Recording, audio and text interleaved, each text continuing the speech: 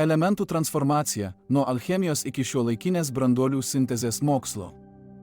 Šiandien kalbėsime apie tai, kaip alchemijos svajonės paversti medžiagas auksu tapo realybę.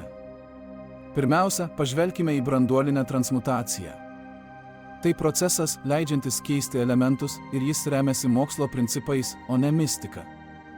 Didysis hadronų priešpriešinių srautų greitintuvas Ženevoje nuolat kuria naujus elementus, tačiau tai labai neefektyvu.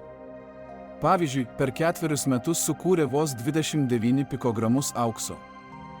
Dabar pažvelkime į revoliuciją, kurią siūlo Marathon Fusion. Jie nori paversti gyvsidabrį auksu naudojant branduolių sintezės technologiją. Šis procesas remiasi neutronų srautais, kurie gali transformuoti gyvsidabrį į auksą. Teoriškai, tai galėtų sukurti tonas aukso per metus, tačiau yra iššūkių. Naujai pagamintas auksas būtų radioaktyvus, todėl reikėtų griežtų saugos procedūrų. Nepaisant to, ši idėja vilioja investuotojus ir gali atverti naujas galimybės energetikos ir metalų rinkose.